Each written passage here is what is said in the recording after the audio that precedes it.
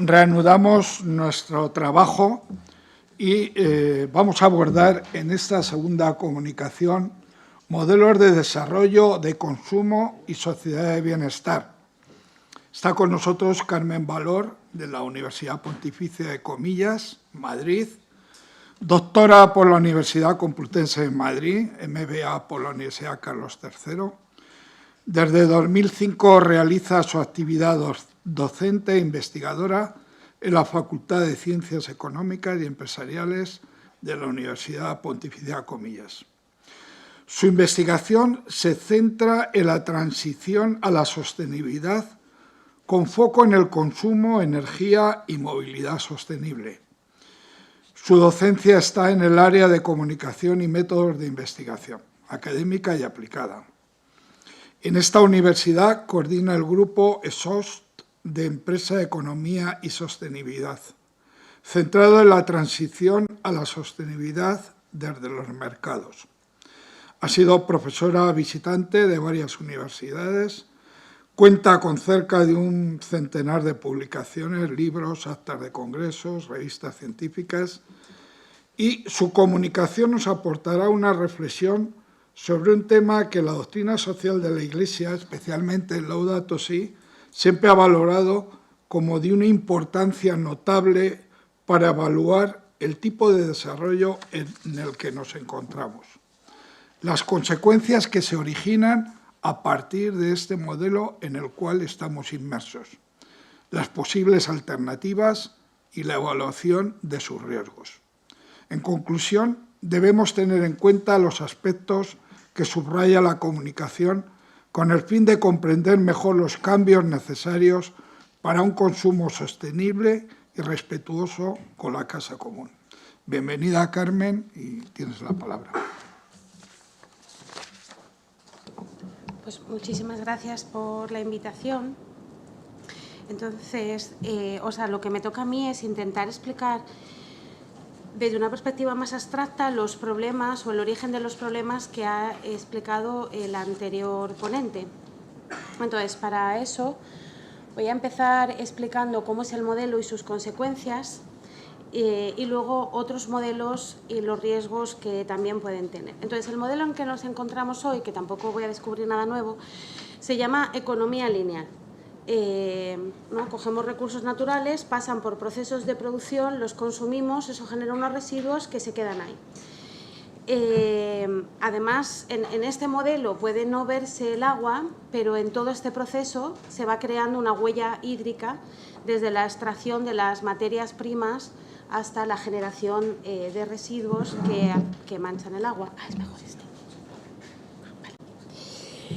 Además, estas cadenas son globales, o sea, que van atravesando geografías, son complejas, en cada uno de los procesos intervienen muchos actores, pero no todos los actores tienen el mismo poder.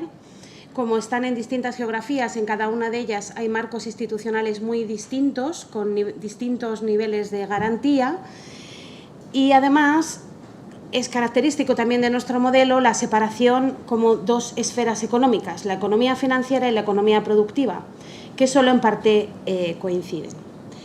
Pero más importante me parece a mí, y que al final esta es la conclusión a la que quiero llegar, es las lógicas que sostienen a este modelo. La primera es la lógica del crecimiento, o sea que nunca hay suficiente, ¿no? Que en inglés se dice enough, y nunca hay suficiente. Y entonces cuando vemos las noticias, ¿no?, que baja el crecimiento, va a ser menor el crecimiento de lo esperado, o entramos en el crecimiento, se disparan todas las alarmas, porque nuestro modelo está orientado a crecer de forma continua.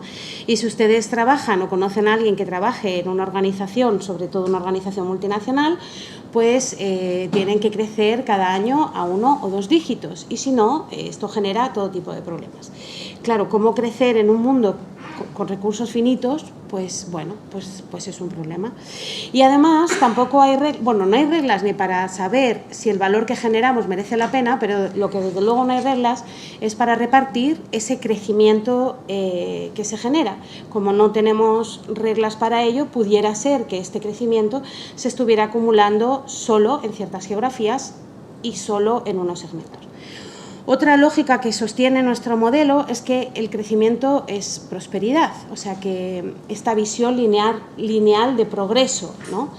Y que cuanto más PIB, mejor, ¿no? O sea, que esto tendrá un efecto en cascada que llevará a otras mejoras en otras dimensiones. Porque también subyace la creencia de este modelo que la abundancia material es la felicidad, o sea, que el propósito de la vida debe ser esta acumulación de recursos. Por eso ponemos todo nuestro esfuerzo en esta generación continua o acumulación sin límite de recursos materiales. Y otra creencia es la idea del poder del consumidor, ¿no? O sea, la idea de que al final, bueno, que todo esto está porque el consumidor lo demanda, ¿no? O sea, que si existe el fast fashion es porque el consumidor lo demanda y que si tenemos envases de plásticos es porque el consumidor lo demanda. En fin, un poco esta lógica de que al final el problema último es el consumidor, que es el que está arbitrando todo este modelo. Lo que tienen las lógicas es que se dan por supuesto, porque como vivimos en ellas, ¿no? A veces hay que tomar distancia para darse cuenta que es que estamos en esta lógica y que con nuestras decisiones de consumo la vamos repitiendo, ahondando y como cimentando. Pero no siempre ha sido así. O sea, esta lógica no es la que ha guiado el mundo. O sea, que si vas desde la ética aristotélica hasta el cristianismo o las éticas del buen vivir en América Latina, no tienen esta lógica. O sea, la felicidad no está en la posesión de recursos materiales. O sea, que en la visión aristotélica la felicidad está en ser lo que eres llamado a ser, no en tener. ¿Qué consecuencias tiene este modelo? Pues la crisis socioambiental que se explica en la Laudato Si. La primera, que hemos traspasado los límites planetarios, y esto no los hemos traspasado todos, hemos traspasado varios, y esto no tiene vuelta atrás. O sea, una vez que se traspasan, se puede mitigar, pero ya no podemos ir, ya no se puede arreglar. O sea, ya está. Es como Humpty Dumpty, ¿no? Rompes el huevo y ya no se puede arreglar. Y la otra consecuencia es el crecimiento por encercamiento, que quiere decir que para mantener esta lógica del crecimiento, cada vez vamos dejando más gente fuera, porque esta es la única manera de crecer. Y esto es lo que estamos viendo, ¿no? Estas injusticias, donde más gente se va quedando fuera por esta idea de los recursos finitos. Entonces, claro, cada vez esto se va haciendo la tarta cada vez más pequeña y para poder mantener la tarta tenemos que ir excluyendo a gente que coma de la tarta, no parece que haya otra solución. Y luego, además, en las sociedades occidentales que llevan más tiempo con el modelo de economía lineal, empezamos a ver esta paradoja de la abundancia. O sea, que empezamos a ver que es que no somos más felices, porque los bienes materiales y la felicidad tienen una relación cuadrática. O sea, que cuando no tienes nada, empiezas a tener bienes materiales, efectivamente mejora tu bienestar, pero llega un momento que ese bienestar se queda plano y ya no mejora. Entonces, los niveles de felicidad son los mismos que en los años 50, pese a que nuestros hijos tienen el quíntuple de cosas de las que teníamos nosotros. Y no solo eso, sino que es que la abundancia material genera sus propios problemas. O sea, que más gente, hace 3 años creo que fue cuando se invirtió, entonces más gente muere por exceso de comida que por falta de alimentos. Cada vez hay más problemas mentales en sociedades occidentales y esos problemas tienen su raíz en esta pérdida de sentido, o otro fenómeno reciente, el de la polarización y la crispación y los enfrentamientos y las divisiones, lo cual pues nos hacen pensar que que la lógica, pues esta idea de progreso, que del bien material iba a venir un bienestar para todos, pues no está funcionando. Y luego la otra cosa que parece clara es que el consumidor no tiene poder para cambiar el modelo. Si han intentado alguna vez poner una queja contra una empresa, ¿no? Pues ya lo habrán vivido usted, ¿no? Esta disparidad de poderes. Pero es que en estas cadenas complejas que tenemos, si tú le dices a alguien, no, es que la responsabilidad es tuya, pues dice, yo que sé de dónde viene el algodón, ¿no? Que hace mi camiseta. ¿Cómo puedo influir yo en la producción de los bienes que compro si soy una gota en el océano? O sea, tenemos tantos problemas, tanto de información para saber qué hacer, como también como de incidencia real. La mayoría del comercio internacional no es con particulares, es entre empresas, Entonces, en muchas cadenas de suministro, aunque todos los consumidores nos pusiéramos de acuerdo y actuáramos de una manera, nuestra incidencia podría ser relativamente pequeña. O sea, un panorama un poco desolador, ¿no? Pero a pesar de eso, la Laudato dice que el consumo es un acto moral, o sea que algo tendremos que poder hacer, y el consumo es moral en dos sentidos, porque tiene consecuencias morales, o sea, no es indiferente que haga A, que haga B, a lo mejor en muchas situaciones sí, pero en otras situaciones no, o sea que tiene que ser sometido a discernimiento como hacemos con el resto de las esferas de nuestra vida. Y la segunda es moral porque nos construye como sujetos morales, porque cuando hacemos una elección, o sea, en las elecciones que hacemos nos vamos construyendo como sujetos virtuosos o no. Así que en este contexto de economía lineal, ¿qué podemos hacer para ejercer una opción moral de consumo? Y entonces aquí surgen otros modelos. La mayoría de estos modelos empiezan siendo impulsados por emprendedores sociales o por empresas que quieren adoptar modelos de desarrollo, modelos de negocios sostenibles. Para tratar de dar un poco de orden, los he organizado en cuatro, algunos se quedará fuera, pero bueno, o sea, más que exhaustividad, he pretendido favorecer la claridad. Un grupo de modelos son los modelos circulares. Por ejemplo, tenemos aquí bienes donde los residuos son la materia prima. Por ejemplo, abrigos que se hacen con fibras de plástico. O sea, empresas que van a océanos o a ríos, extraen la basura, el plástico, la pasan por un proceso de transformación y con eso hacen prendas de ropa. Todos los modelos reusables, todos los modelos de refill también entrarían en esta categoría. Modelos de segunda mano o de extensión de vida útil. Donde en vez de, o sea, cuando la prenda ya está creada, su huella hídrica ya está. Lo que puedo hacer es no triplicar la huella hídrica comprando de primera mano, sino extendiendo la vida útil de bienes que ya han tenido un impacto ambiental. Y hay mercados de segunda mano para casi todos, para muchos productos, iba a decir, a lo mejor no para alimentación, pero también, porque ahí no hay de segunda mano, hay modelos de intercambio o de recuperación a través de plataformas, de intercambio entre particulares o de recuperación de cosas que se van a tirar con pequeñas empresas. Otro gran grupo son los modelos de alquiler o modelos de acceso, donde en vez de buscar la propiedad de los bienes, lo que busco es el uso del bien. Entonces, los modelos, toda la movilidad compartida, pues se encaja aquí, pero también hay modelos para ropa, por ejemplo, para ropa de bebé, que si han tenido bebés, pues es una cosa que tienes un montón y se utiliza un tiempo francamente corto. Entonces, en vez de comprar toda la ropa de bebé de nuevas, puedo alquilarla por el tiempo que la voy a necesitar, que va a ser bastante corto.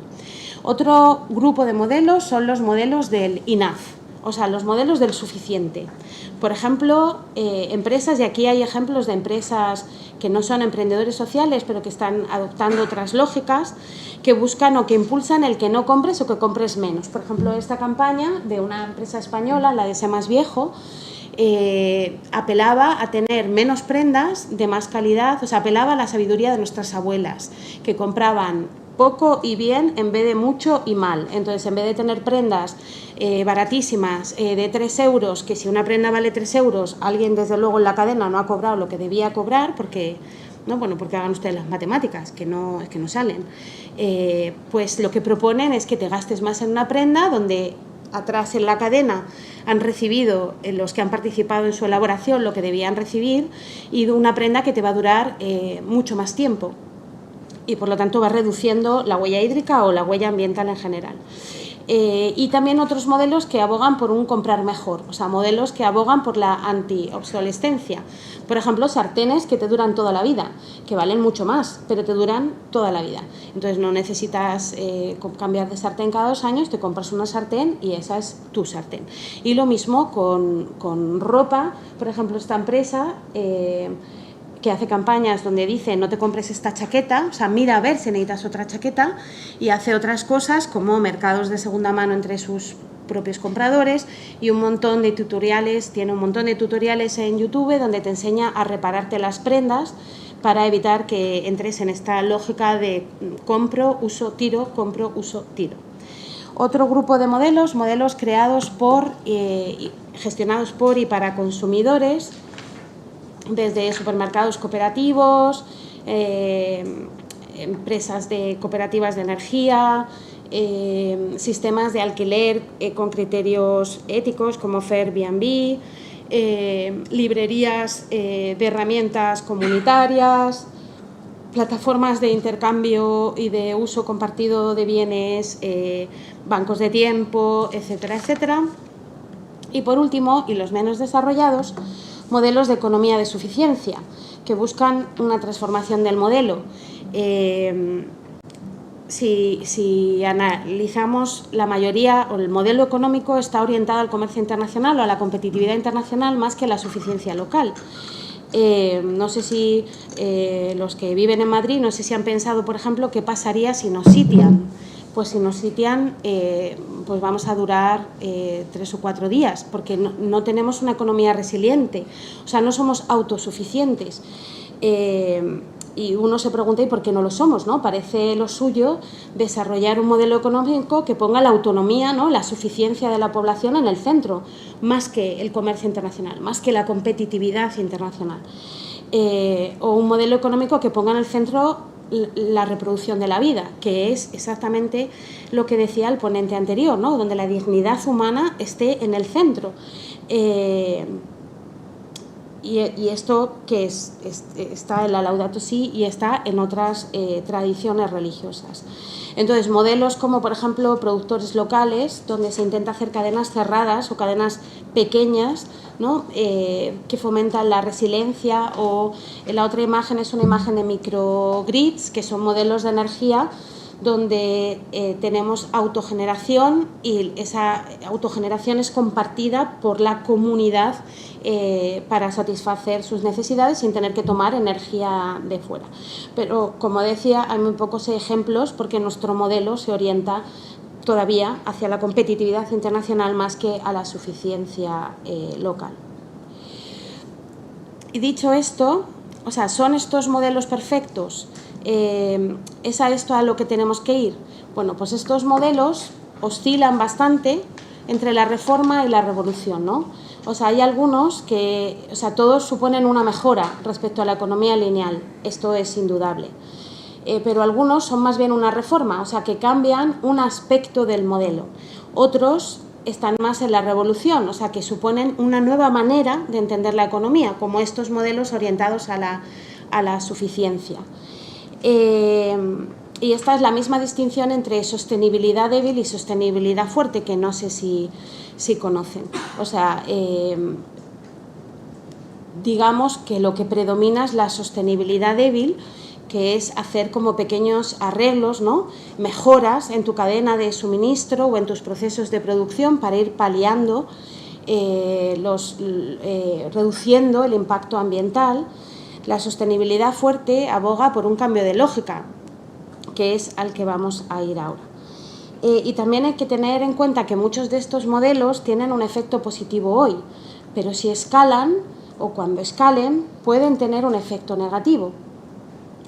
Entonces, para explicar esto voy a hacer referencia a una cosa que usamos en transiciones, que es el modelo del triple nivel, que distingue entre 3 niveles, ¿no? Están los actores que juegan en el nicho, están los actores que juegan en el régimen, que vamos a decir que son los convencionales, ¿no?, los que hacen el modelo lineal, y está el landscape, que son los marcos institucionales, que pueden ser regulatorios, pero más importantes para lo que voy a intentar decir son las creencias que tenemos, ¿no?, las creencias culturales, los discursos compartidos.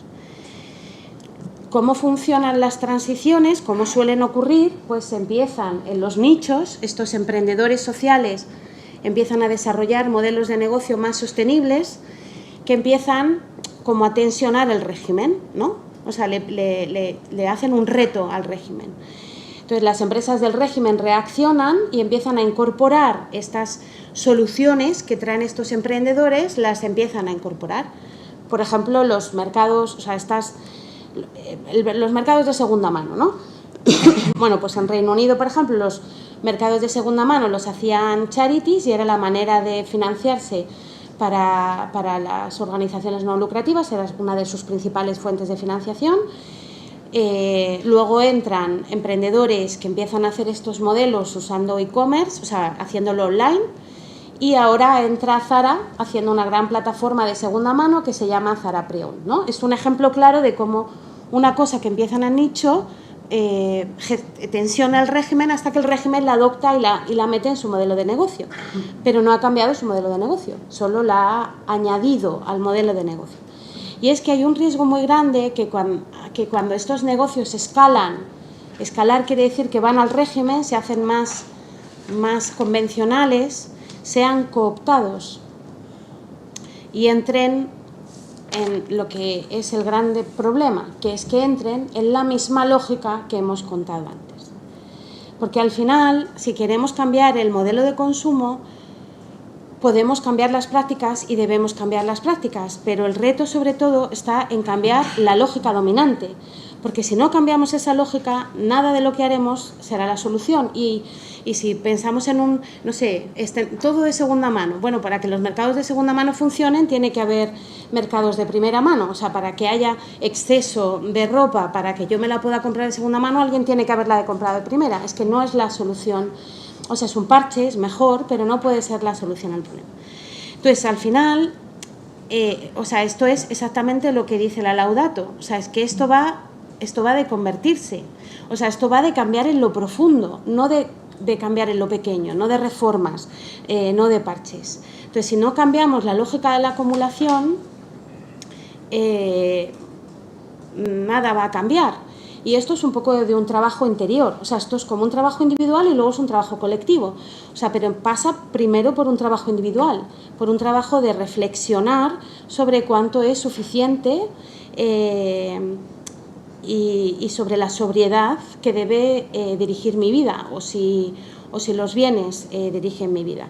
O esta idea de que lo que tenemos es ser y no tener, porque vemos que el tener no solo no nos da más felicidad, sino nos la quita. O sea que en todos los estudios que hacemos, la gente con más valores materiales es menos feliz que la gente con menos valores materiales.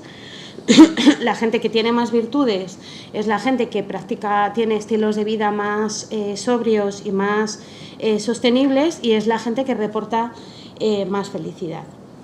Así que el reto pasa por cambiar las lógicas desde nuestro interior y luego colectivamente. Hay otro riesgo, que es que la transición a la sostenibilidad va a generar unos daños. O sea, uno no pasa de un modelo A a un modelo B sin sufrimiento, digamos. O sea, todos los cambios en la historia han venido acompañados de un sufrimiento. Y el sufrimiento claro aquí va a ser el empleo. O sea, desescalar o decrecer o poscrecer o cambiar esta lógica del crecimiento sin fin va a afectar al empleo, está claro. O sea, que no quiere decir, o sea, se va a destruir empleo y se generará en otros sitios. Aunque realmente viendo el avance de la inteligencia artificial, a lo mejor ese es el que resuelve el problema, porque ya la inteligencia artificial va a obligar a desacoplar ingreso de salario, así que a lo mejor va a ser otra tensión del landscape la que va a resolver este problema del empleo, y a que pensemos en el empleo de otra manera distinta como la pensamos ahora. Otro riesgo muy gordo es que no somos capaces de visualizar el futuro. O sea, cuando vamos en mi grupo a hablar a sitios sobre los problemas de la economía y la necesidad de un nuevo modelo, la respuesta habitual es: entonces tú abogas por volver al comunismo. Entonces esto es como una reducción muy simplista, como si solo hubiera capitalismo, economía centralizada o economía de mercado, siendo esta una versión de la economía de mercado, porque la economía de mercado no ha sido así toda la vida. Esto es nuevo, desde los 90, que es que no llevamos tanto tiempo. Bueno, y si ploteamos las emisiones con el cambio de modelo, veréis que hay una correlación perfecta. O sea que este modelo, el modelo que tenemos de economía global compleja, esto es más o menos desde los 80-90, y en muy poco tiempo ha generado una destrucción enorme. Entonces, una cosa que tenemos que hacer y tenemos que hacer también desde la Iglesia es visualizar el futuro. O sea, cuando tú le dices a la gente que va a tener, que viva, a los alumnos, por ejemplo, les proponemos una cosa de trabajo fin de grado que es 21 días sin comprar, ¿no? Y tienen que hacer como una autoetnografía y ver lo que les pasa, cómo afecta eso a sus interacciones sociales, cómo lo van resolviendo. Bueno, no lo pueden ver, porque tú cuando le dices va a estar 21 días sin comprar, dices, entonces ¿qué hago? Porque toda la vida pasa por eso, toda la vida pasa por ahí. Entonces, cuando decimos vamos a vivir en un mundo de poscrecimiento, la gente dice, pero entonces ¿qué vamos a hacer? No, o sea, ¿qué nos vamos a dedicar? Porque estamos tan embebidos en esa lógica que se nos ha olvidado que otra, o sea, pues dices, pues mira, pasear por el parque, o sea, estar tiempo en la montaña, tener conversaciones de calidad, jugar a un juego de mesa, pero esto ya no lo tenemos, o sea, esto ha desaparecido. Vamos, yo qué suerte he tenido, ¿no? Que lo he vivido, pero mis hijos esto no lo han vivido. Su vida pasa por el consumo, o sea, les cuesta pensar que puedan hacer una vida que no pase por consumir. Entonces, hay una herramienta que se utiliza en transiciones, que es crear imaginarios. Entonces, esto es una cosa que podemos hacer, ¿no? O sea, tú cómo quieres que sea el mundo dentro de 30 años y ahora qué pasos damos para llegar a ese mundo. Y esto también pasa por pensar tu vida personal, cómo va a ser mi vida si dejo de comprar, ¿no? O sea, ¿cómo voy a hacer, ¿no? ¿Cómo va a funcionar? Y la otra cosa importante es crear las emociones que nos impulsen a construirlo, porque si uno coge las encuestas a ciudadanos, bueno, pues el 70% está preocupado, hay por ahí unos resistentes de los que luego hablamos, pero la mayoría sabe que esto es un problema, acepta la evidencia científica. Entonces, ¿qué nos falta? O sea, el conocimiento está ahí, ¿qué nos falta? Pues lo que nos falta es el movimiento para ir a por ello. O sea, lo que nos falta es esta energía emocional. Entonces, si examinamos la cultura emocional, el clima emocional que tenemos ahora mismo frente a la crisis ambiental, hay más ansiedad, fatalismo y un cierto resentimiento, y hay menos esperanza, alegría y amor, que son las emociones que nos van a llevar a construirlo. En uno de los estudios que hicimos una vez, hablábamos con uno que tenía un estilo de vida sostenible fuerte, digamos, y él decía, no, pero yo lo vivo bien, o sea, para mí esto me hace feliz, porque para mí esto son labores de amor. Entonces, ¿cómo hacer que esto no sea...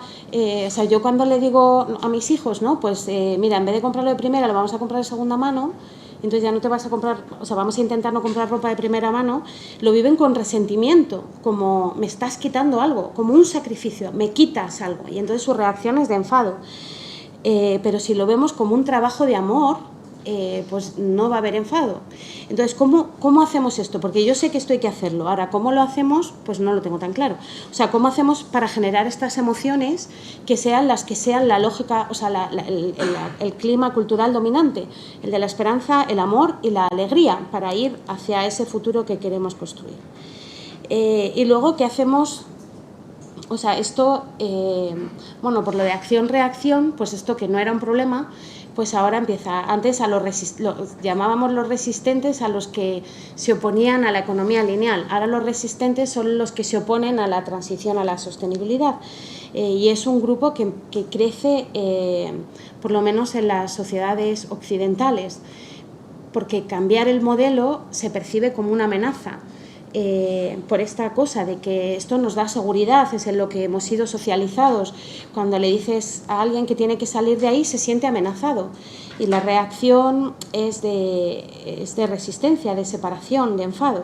Entonces, ¿qué hacemos con estos que discuten el diagnóstico, que niegan la evidencia del calentamiento global, o que creen que es una fase, o que piensan que no es un resultado de la acción humana, o que discuten el pronóstico? y entonces defienden soluciones tecnológicas como la única solución, sin ahondar en estas lógicas, ¿no?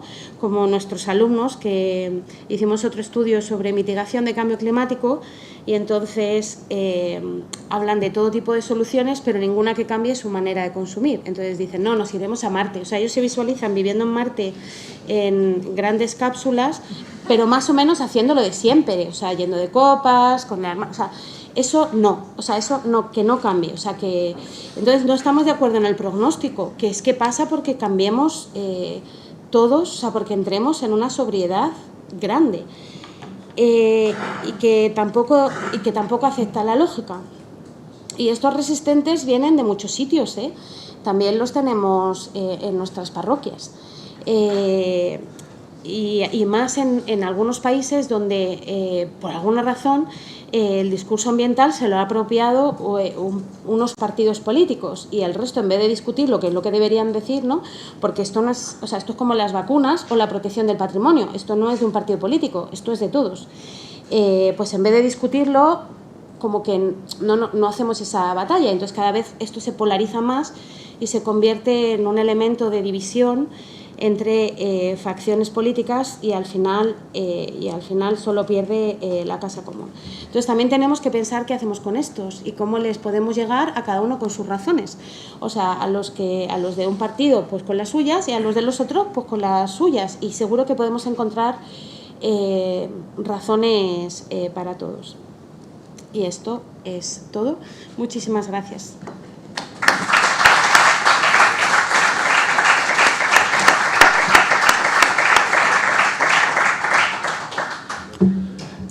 Muy interesante, Carmen, esta exposición, y da bastante juego para nuestro diálogo, porque salen muchas cuestiones que se derivan de estas alternativas y del análisis de los riesgos y sobre todo también para los que buscamos una ecología integral, claro, porque esto llega al fondo de las personas y de nuestros comportamientos y estilos de consumo. Bien, vamos a abrir el diálogo. Ya veo que alguno ya está interesado. Paséis el micrófono a Fernando y...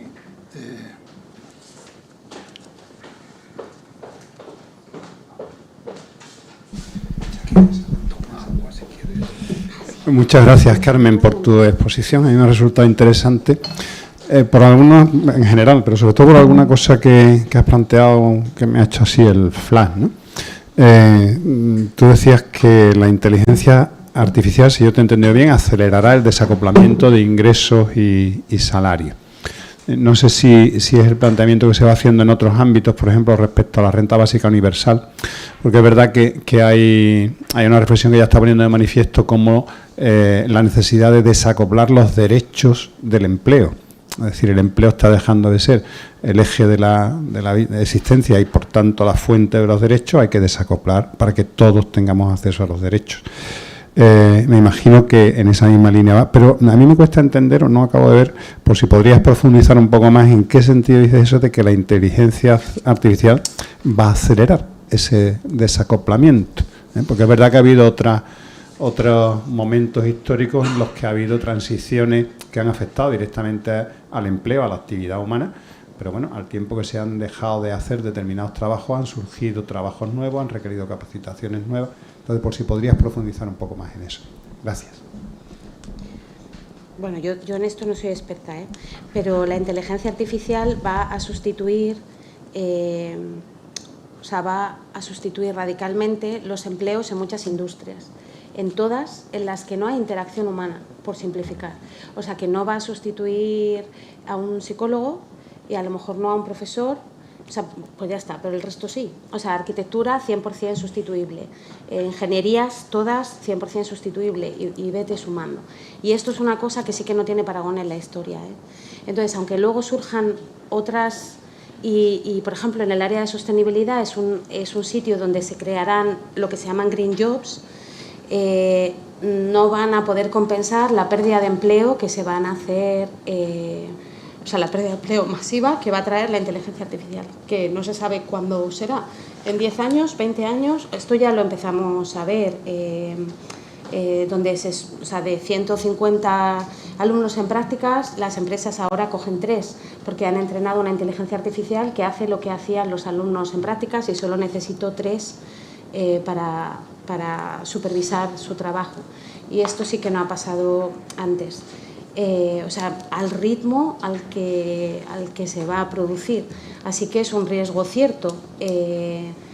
Y si no, lo lógico sería que ocurriera ese desacoplamiento, porque si no lo que va a haber es una tensión social que no va a ser sostenible. Pero yo no soy experta. Pero te puedo decir una de la universidad si te interesa más, que sí es experto, por si quieres hablar más con él. Una pregunta.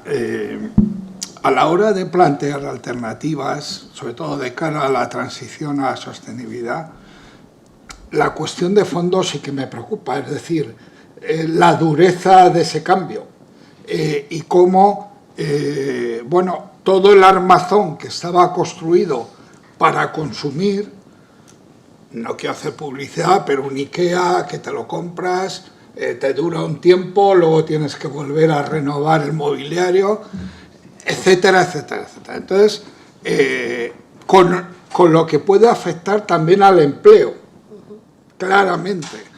Y, ¿de qué modo este tipo de modelos también podemos abrir camino en ello sin ser un poco Quijotes con ello? Quiero decir, sin realmente estar en una transición que mucha gente no lo verá por la dureza de ese camino. Yo no tengo la respuesta, no sé cómo se puede hacer. Vamos, el que sepa cómo hacer esto ganará el Premio Nobel de Economía. Esa es la cosa. La cosa es que sufrimiento va a haber. Si no hacemos nada ya está el sufrimiento, ¿no? Porque ya cada vez más están los expulsados, cada vez más tenemos la crisis ambiental. El sufrimiento lo va a haber. La cosa es cómo gestionamos para minimizarlo. Pero es que pasa como por repensarlo todo. Yo personalmente, Mamen Valor, yo diría que los modelos de suficiencia serían la respuesta. Replantear los modelos económicos buscando la suficiencia en alimentación, la suficiencia en salud, pero que va a haber sufrimiento, no veo cómo vamos a poder hacer una transición sin sufrimiento. Sí. Mamen, ponías el ejemplo de tus hijos, de las generaciones nuevas que no conciben el hecho de vivir sin consumir, pero por otra parte hay una cuestión que nos plantean a través del chat. Dice que, que hay muchos estudiantes, muchos jóvenes universitarios que están promoviendo movimientos como puede ser el de Economía de Francisco, que están llamando a otros modelos de economía. Y querían preguntarte precisamente que si no ves desde algunos entornos jóvenes un cambio de modelo que antes no existía. Quizá en nuestra época estaba esa lógica de la que habla Fernando, de todo está estructurado para que consumamos y compremos. No, sí, es que a lo mejor he pintado un panorama muy pesimista, pero, hay grupos desde distintos sitios que abogan. Yo desde luego diría que los estudiantes tienen ahora más conciencia, más conocimiento que nunca, pero hicimos un estudio, un monitor de consumo sostenible en enero, y encontramos esto. Clasificábamos por hábitos ambientales. El clúster o el segmento que tenía más hábitos sostenibles eran las mujeres senior, las mamás o las abuelas más bien, y en los jóvenes era donde menos presencia había, excepto algunos como movilidad compartida, segunda mano, eso sí, el resto no, y eran los que más resistentes eran. Los que más estereotipaban al consumidor sostenible de forma negativa. Que siendo que hay excepciones, esta generación, que tampoco son responsables ellos porque les hemos educado nosotros, que no sé cuánta es su responsabilidad solo, sí que tiene una tendencia, sí que ellos manifiestan más la lógica porque han vivido en la lógica, nacieron en esta lógica. Y y es donde más se da la resistencia, o sea, los que más se oponen. Y hablando con mis hijos, por ejemplo, pues uno me decía, es que es una injusticia, porque vosotros habéis creado el problema, pero ahora tengo yo que resolverlo. O sea, ahora me haces cargar a mí con las consecuencias. Y tiene sentido, o sea, hay un problema de justicia intergeneracional, ¿no? O sea, que es como que ellos ven que hemos disfrutado, ¿no?, de un bienestar y ahora sienten que se lo quitamos. Pero bueno, o sea, pero dicho esto, sí que efectivamente, o sea, nuestra esperanza está en estos otros, que son los que lo van a mover. Sí. Sí, ahora después José. Sí. ¿Qué explicación puede tener Dale al...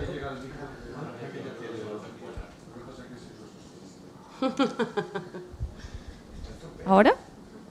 ¿Sí? ¿Hola?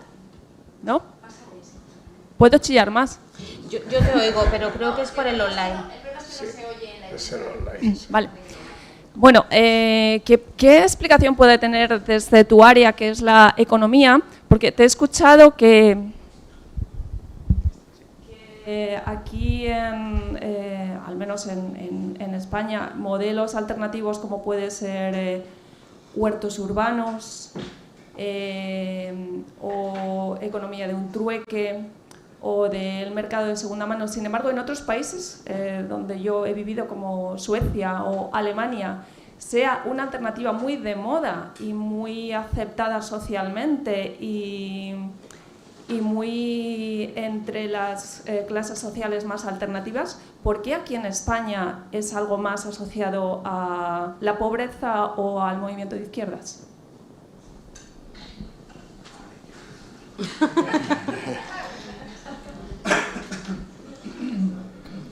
Pues porque así lo hemos construido, porque esto no viene así que nos caiga, o sea, porque así lo hemos construido o así hemos aceptado que se construya.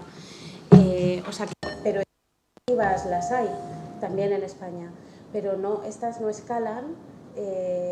También tenemos una sociedad civil muy diferente.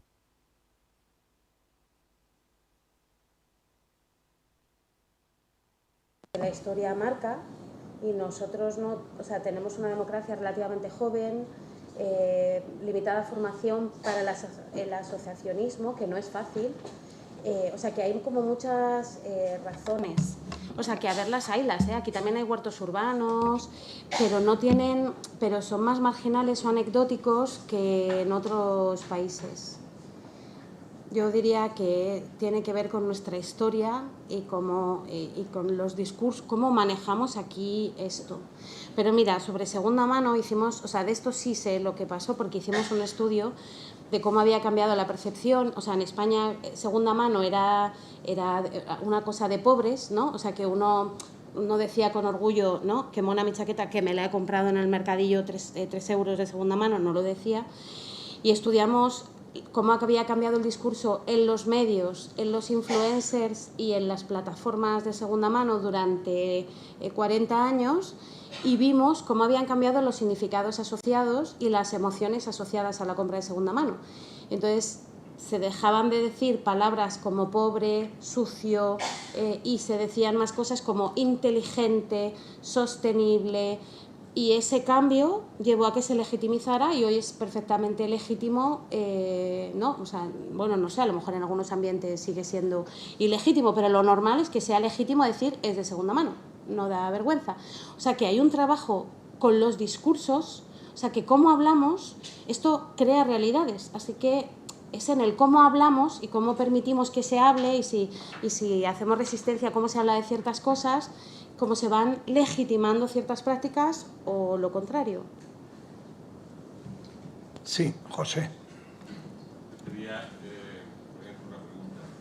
Respecto al sufrimiento, dice, vamos a sufrir.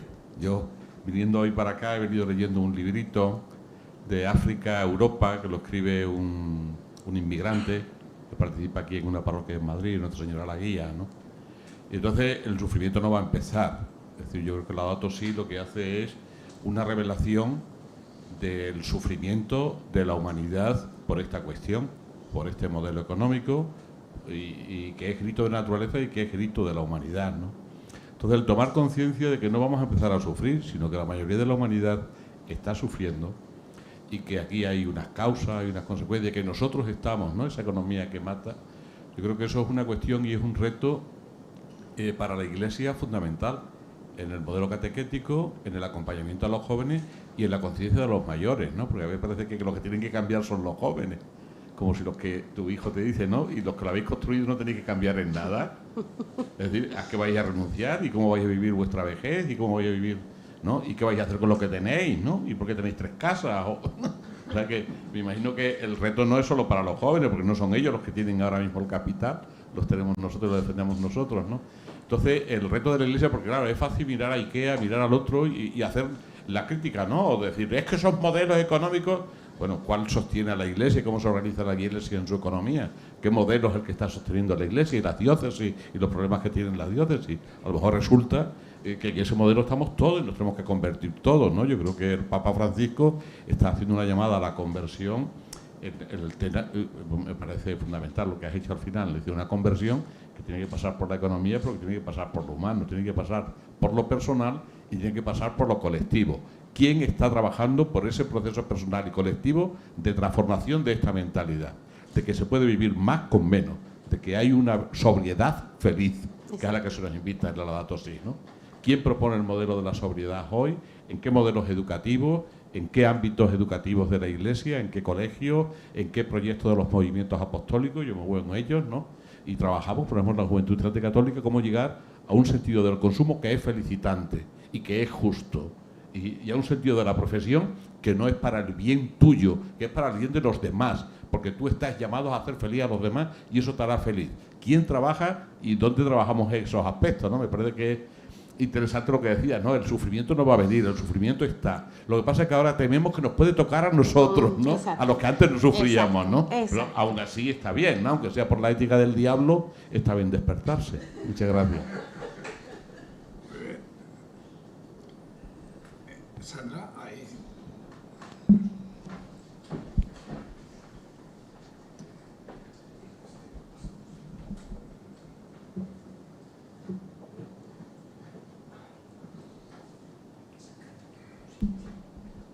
Nada, varias cuestiones. Una de ellas me preguntaba, era una consulta, es dónde puede encontrar el estudio. Has citado un estudio en algún momento. Sí, es donde pueden encontrar ese estudio. Si no, lo ponemos después. Si pones monitor, consumo sostenible, comillas, monitor, sí, consumo, consumidor sostenible, comillas, sale en Vale, Google. ahora lo ponemos en el chat, solamente para su información.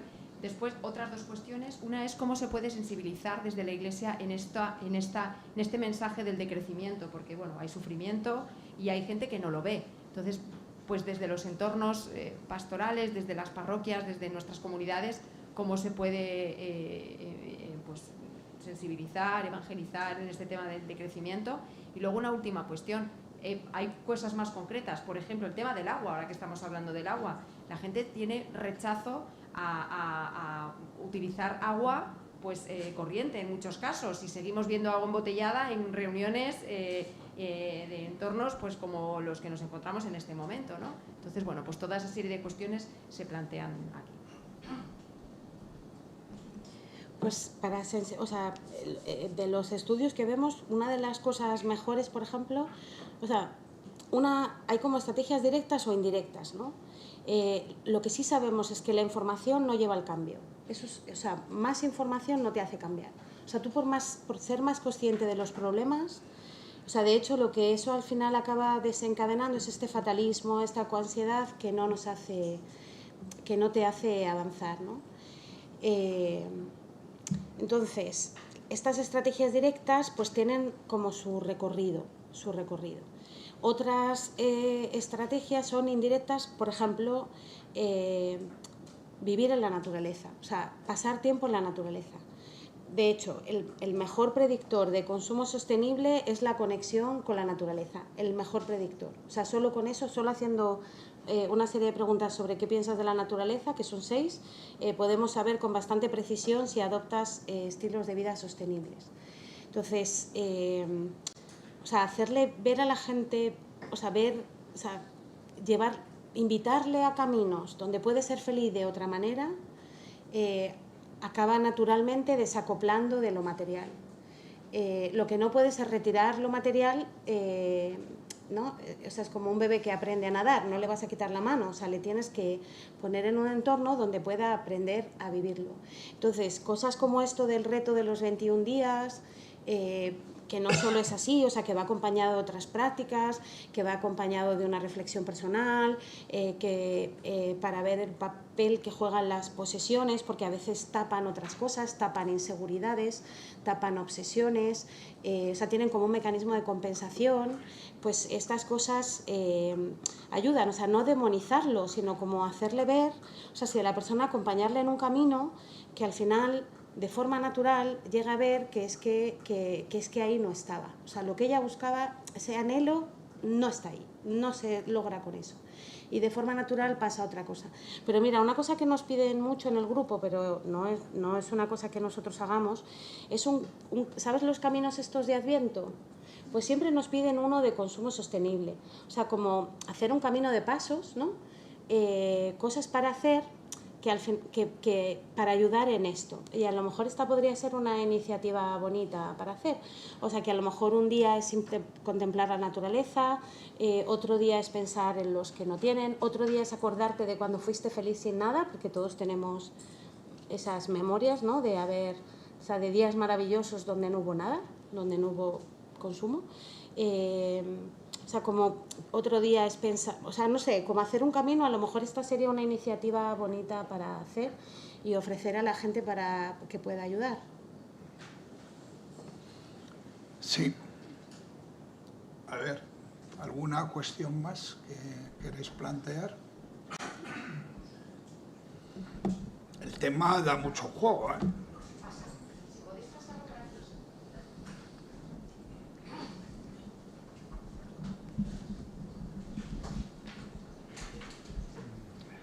Yo entiendo eso que dices. Lo que pasa es que al final te pones a pensarlo y dices, claro, pero hacer esa transición hoy por hoy, yo creo que habrá caminos para encontrarlo, pero hoy por hoy es caro.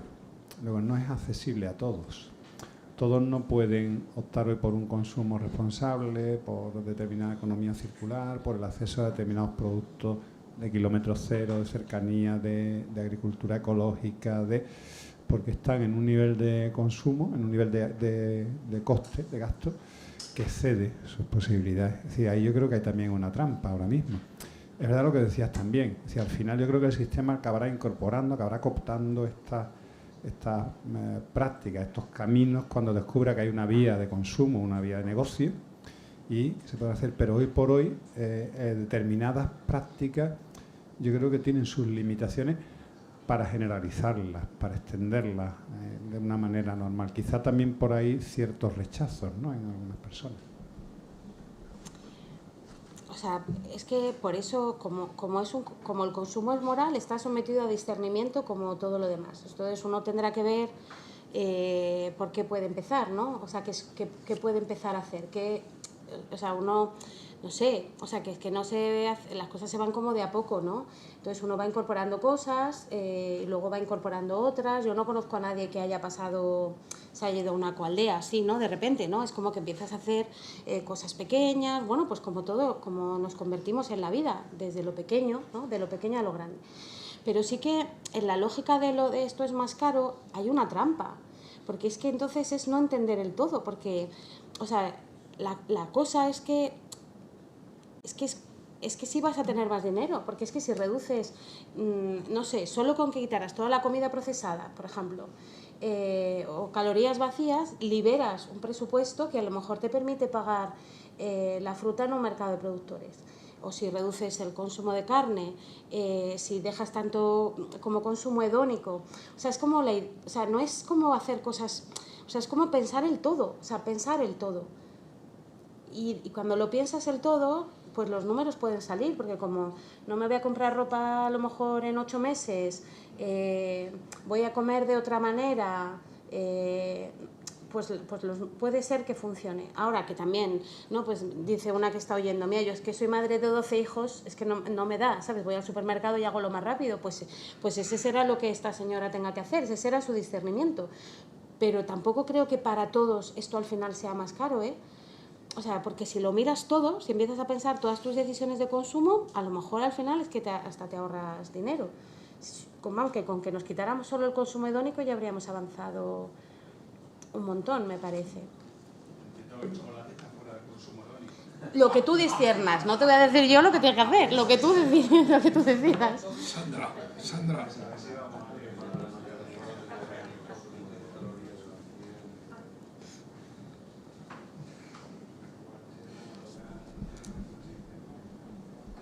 Claro, cuando habláis yo me acuerdo de una compañía de Manos Unidas que dice: yo sigo comprando aunque sea de lejos porque los africanos tendrán que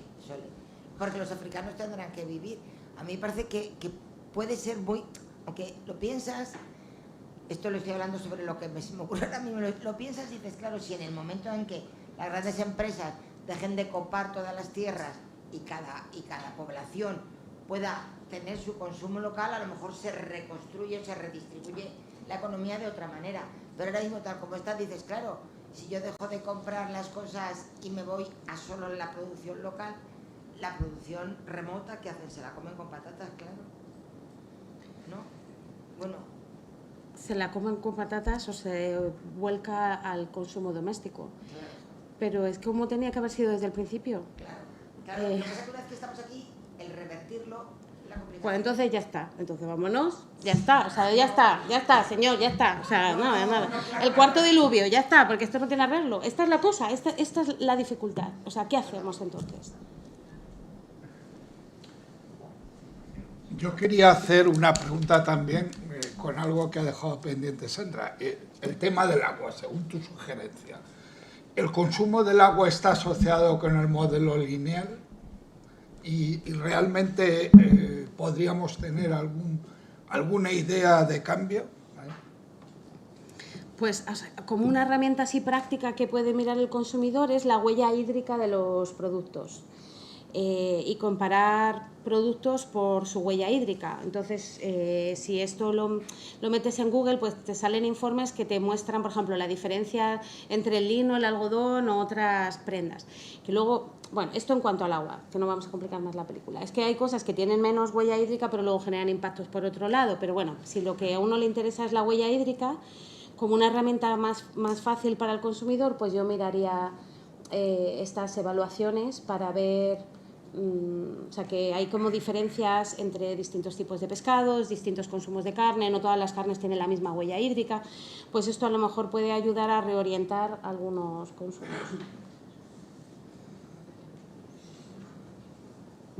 ¿Alguna cuestión más que tengamos en la sala? Sí.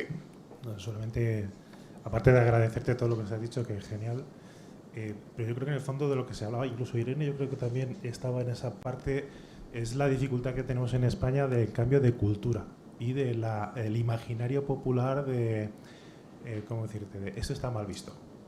O esto, yo he visto párrocos que no ponían agua del grifo porque estaba mal visto por ciertos ponentes que venían, por ejemplo. Dice, pero entonces nos sacrificamos con el plástico. Pues sí.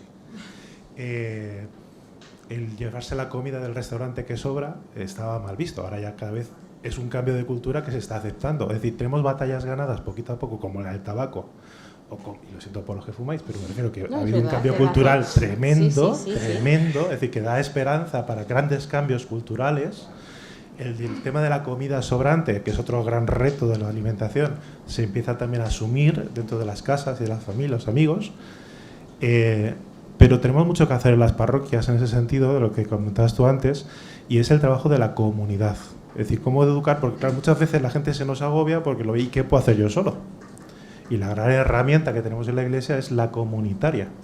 Entonces, yo lo que sí que pediría es que asumamos lo que tú nos has dicho desde las parroquias, que gestionemos también desde la Conferencia Episcopal, diócesis y demás, estas cuestiones desde la comunidad, desde la catequesis, desde los sermones, es decir, con valentía para generar un cambio cultural dentro de la Iglesia que no deja de ser un reflejo de la sociedad, que es lo difícil, ¿no?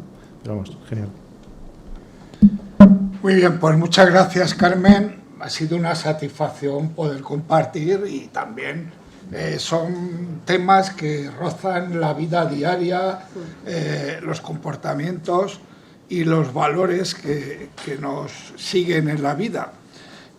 Ahora vamos a hacer unos minutitos de descanso para poder dar paso a el documental sobre...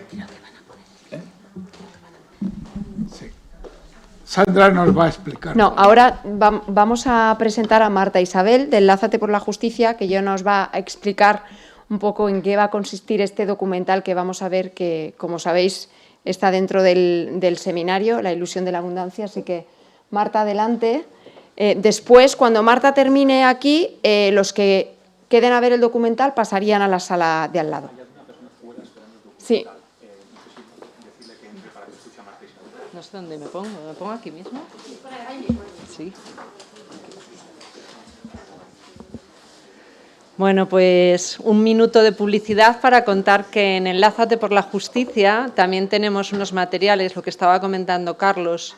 Hay unos materiales de la anterior temporada de Enlázate por la Justicia que se llaman Conecta Pobreza y que tratan precisamente agua, combustibles, teléfonos móviles. O sea, esos materiales están a disposición de todo el mundo, no están por ahora tan desactualizados, hay materiales incluso audiovisuales, así que eso también que sirva. Y justo de conectar lo que hacemos nosotros, nuestros hábitos de consumo, y el efecto que tiene en las personas, pues en estos días hemos tenido la visita aquí en España de la caravana, la segunda caravana por la ecología integral de Iglesias y Minería, que Enlázate por la Justicia ha estado apoyando.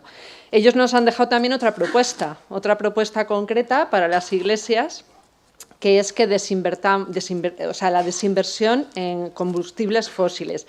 Así que a los que habéis hecho el esfuerzo y a las que habéis hecho el esfuerzo de venir hoy, que no es ningún esfuerzo porque no llueve, hace un tiempo fantástico, os podéis llevar estas pegatinas que nos han dejado. Estoy segura de que los miembros de la caravana, que algunos de aquí habéis tenido la suerte de conocer, os lo van a agradecer, porque la Iglesia también tiene que intentar mirar dónde tiene sus fondos de inversión, hacer una preguntita cuando vamos al banco de ¿estaré yo con mi dinero y con mis ahorros promoviendo cosas en las que por conciencia no puedo apoyar? En fin, eso ahí. Pero claro, no siempre tenemos la suerte de que nos visiten personas del sur. Estas personas que venían eran jóvenes y un obispo, el obispo de la diócesis de Jericó de Colombia, y venían jóvenes de Ecuador, de Guatemala, de Perú, de Argentina y de Brasil. Pero no siempre tenemos la suerte de que vengan. ¿Qué ocurre Enlázate por la Justicia es una... Vale. ¿Qué ocurre cuando no vienen? Pues que tenemos medios audiovisuales como es el cine. Lo que vais a ver a continuación, y yo os invito a todo el mundo a que se quede, es un documental que nos va a hablar primero, que es cine, ¿vale? Estamos hablando de cómo hacer llegar las cosas. Nos encanta ver series, nos encanta ver cine, los jóvenes también quieren ver cine, quieren saber cómo conectarse, ¿no? Pues os invito a que os quedéis al documental, porque el documental que me contaba la directora, que está inspirado en el libro de Galeano, de las venas abiertas de América Latina, nos habla de 3 mujeres y de la defensa de 3 territorios. Os va a gustar mucho si os gusta el buen cine y además os va a ayudar a conectar con estas personas, ¿no? Ellas son Carolina, de Brasil, Máxima, de Perú. Vais a alucinar, de verdad, porque son muy bravas, muy buenas, muy valientes. Y es también Berta Cáceres, la hija de la fallecida, asesinada, Berta Cáceres, porque aquí estamos hablando de cosas muy serias. Lo que pasa es que, como decíais, como no nos toca a nosotros, pues no lo vemos. Y ahora sí, creo que tenemos preparado un vídeo, que en casa sí también lo ven, es el vídeo de presentación de la alianza Enlázate por la Justicia, de la cual formamos parte 6 organizaciones, que somos Cáritas, CEDIS, Confer, Justicia y Paz, Manos Unidas y Redes. Redes es muchísimas organizaciones ahí juntas, ¿eh? Os invito a que lo veáis. También hemos hecho un esfuerzo audiovisualmente. Es un mini vídeo de 1:40, de 1 minuto 40, porque la urgencia de estos días nos pide que todo sea muy breve. Y son dibujos animados, pero no de animación de... Bueno, os lo dejamos para que lo veáis. Esperamos que os guste. Enlázate por la Justicia es una alianza de organizaciones españolas que trabajamos unidas desde 2011 para lograr la justicia social, el desarrollo humano integral y el cuidado del planeta y de las personas. Cáritas, CEDIS, Confer, Justicia y Paz, Manos Unidas y Redes hemos construido una identidad compartida y una estrategia conjunta orientada a la justicia. Promovemos la convivencia fraterna de los pueblos para fomentar la cultura del encuentro, impulsar la justicia y lograr la paz en la tierra y la paz con la tierra. Trabajamos activamente en la transformación de la sociedad. Compartimos capacidades y experiencias con presencia y participación activa en parroquias, organizaciones, campañas, acciones de incidencia política y social y otros eventos en los territorios de España y a nivel internacional. Utilizamos todos los medios y canales de difusión posibles para llegar al mayor número de personas, generar reflexión y denunciar activa y responsablemente las necesidades e injusticias de nuestro tiempo. Sabemos bien que la fraternidad humana y el cuidado de la creación son el camino hacia el desarrollo integral, la paz y el entendimiento entre los pueblos. Buscamos la cuidadanía integral que nos haga conscientes y responsables de la necesidad e interrelación que hay entre el autocuidado, el cuidado de las personas y el cuidado del planeta. Sabemos que las poblaciones empobrecidas son quienes más sufren la crisis económica, social y ambiental que vivimos. Si cuidamos el planeta, combatimos la pobreza. Creemos que otro modelo de desarrollo más justo y solidario es posible, y en una ciudadanía global consciente, responsable y con hábitos de consumo sostenibles para que las próximas generaciones hereden un mundo mejor. Enlázate por una ecología y desarrollo humano integrales. Enlázate por la justicia.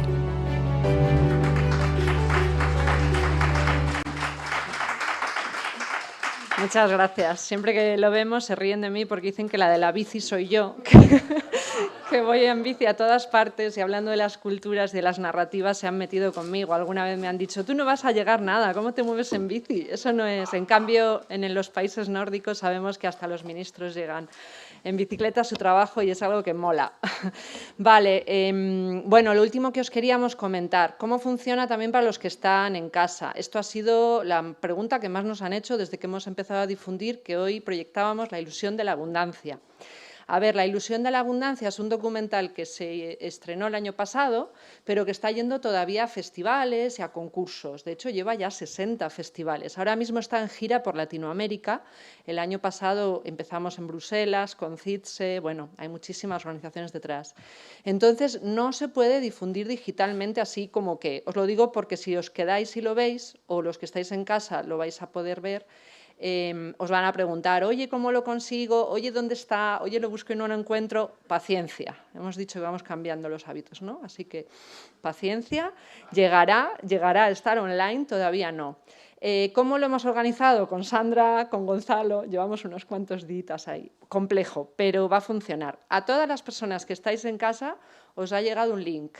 Con ese link van a poder acceder con una clave concreta y a la vez que nosotros estamos en la sala que nos va a llevar ahora Sandra, la gente en su casa pues lo va a ver. Así que esto lo hacíamos en la pandemia, ¿no? De venga, ponemos una peli, la ponemos y luego comentamos. Pues va a ser así, va a estar limitadísimo ese link. Y esto creo que es todo, ¿verdad, Sandra? Si me escapo, ¿se me escapa algo? A partir de las 7:15, que es ya... A partir de las 7:15... La propia productora activará el link y pueden verlo desde casa. Eso es. Nosotros lo tenemos de otra manera, así que 7:15 a todas las personas que estáis en casa a compartir cine del bueno con nosotros. Gracias.